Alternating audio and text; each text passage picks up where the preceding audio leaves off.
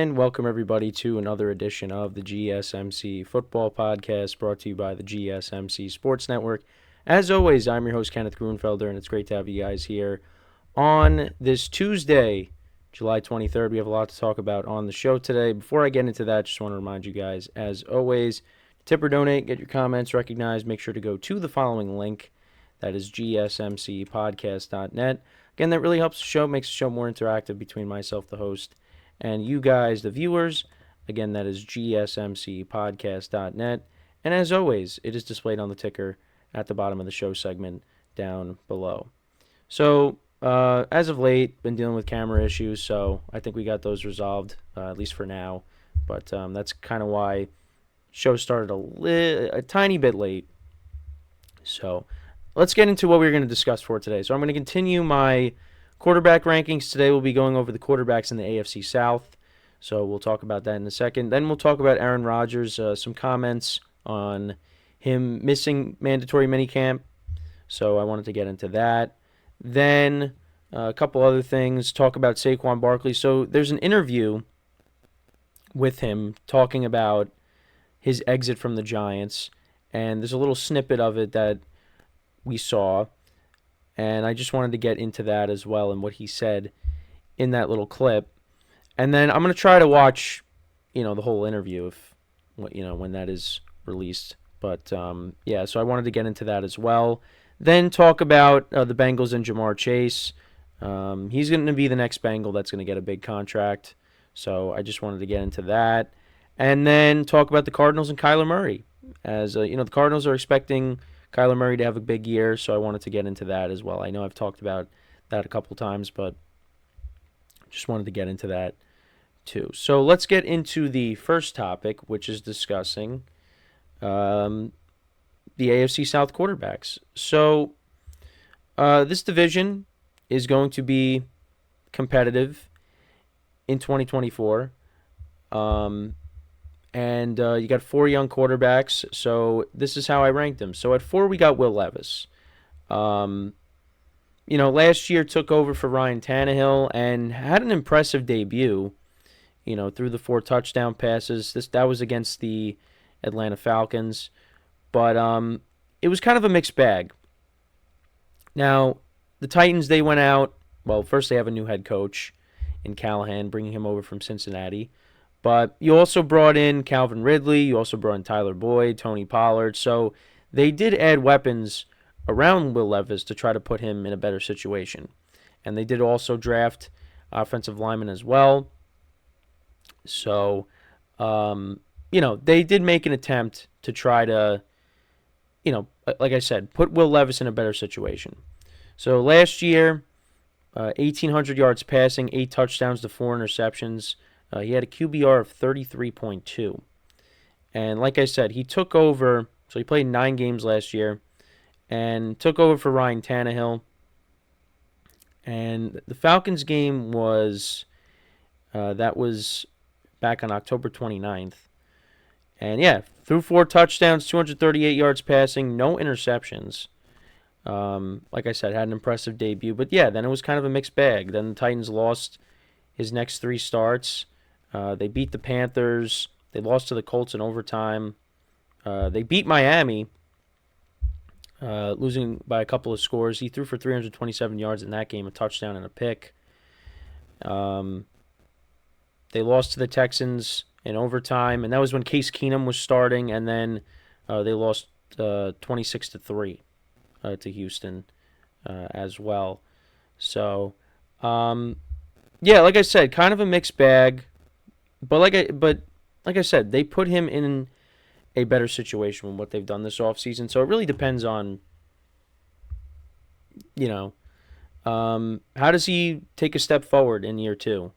And right now, I've said it all along. I think the Titans are kind of like that last place team in the division. But who knows? It really all comes down to the development of Will Levis. He's got a strong arm. He's got weapons around him. You got Boyd, Calvin Ridley, DeAndre Hopkins. Now, that receiving core probably would be, one of the top receiving cores in the NFL if this was, 2018, but it's 2024. Now, I'm not saying that these guys still can't produce, But again, their best days are behind them. DeAndre Hopkins is, in his 30s. Ridley's right there. Boyd is approaching that. I mean, these guys could still be productive, absolutely.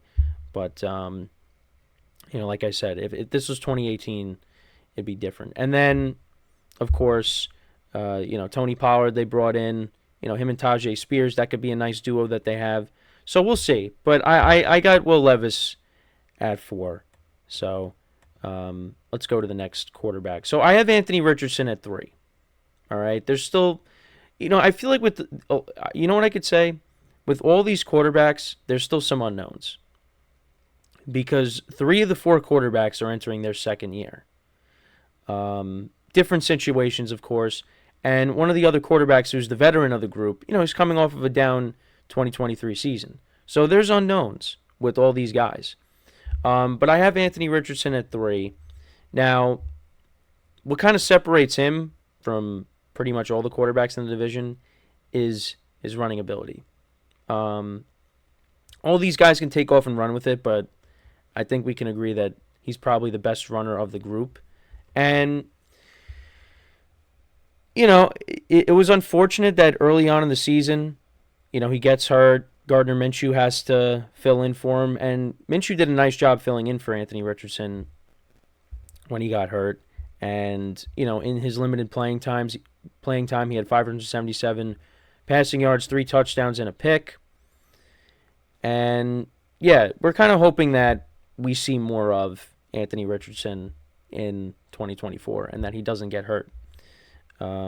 His first game against the Jags, he went 24-37, 223 yards passing, 1 touchdown, 1 pick. Was sacked 4 times. Then against the Texans, he ended up getting hurt leaving that game. He only went 6 of 10 for 56 yards. Then lost that tough game in overtime to the Rams, where he went 11 of 25 for 200 yards, 2 touchdowns, no interceptions. And then against the Titans, went 9 of 12 for 98 yards. So, again, hoping that he plays a full season and you get him and Jonathan Taylor together, because that could be a nice duo as well. I know I've talked about Lamar Jackson and Derrick Henry. Well, Anthony Richardson and Jonathan Taylor, that could be a nice duo as well. That could give defenses a hard time. But he also had, before he got hurt, he had 4 rushing touchdowns. He had 1 against the Jags, he had a couple against the Texans, and he had 1 against the Rams as well. So, and they got a lot of young receivers. They paid Michael Pittman. You got Josh Downs, Alec Pierce. They drafted a receiver as well. So, they have in Mitchell. So they have receivers that are going to grow with him, and we'll see how it goes. I think the Colts are another team that fly under the radar. Because they finished 9-8 last year, and I think with Anthony Richardson for a full year, this team is going to be competitive, and we'll see what happens. But I have him at 3 right now, because at number 2, I'm banking on a bounce back Trevor Lawrence season. Now, he just got a big contract. Last year, like I said, was a down year for him. The Jags, they looked like they were on their way to making the playoffs. They did. But everything fell apart. He did pass for 4,000 yards with 21 touchdowns and 14 interceptions. Yeah, that's not great. Compared to the previous season, still passed for over 4,000 yards, but had 25 touchdowns to 8 interceptions. So you want the interceptions to go down, the touchdowns to go up. And I feel like I've said that a lot recently with certain guys. But, yeah, let's see Trevor Lawrence have a 30-plus touchdown season and, less than 14 interceptions. The Jags went through some changes with their offense. There's no more Calvin Ridley. Of course, they bring in Gabe Davis. They drafted Brian Thomas Jr. You still got Christian Kirk there, Evan Ingram, Travis Etienne running the football out of the backfield. They also signed Mitch Morse over from Buffalo to kind of strengthen that offensive line. So, let's see what Trevor Lawrence does. The Jags, it was a disappointing end to their season. They collapsed. I mean, despite finishing with the winning record, the same record that they had the previous season to make the playoffs, they ended up missing out on it entirely. And I'm giving Trevor Lawrence that respect and putting him at number 2, because I'm very high on the number 1 quarterback in this division that I have ranked. Yeah, we'll see what happens. I mean, big contract. They feel optimistic going into this season.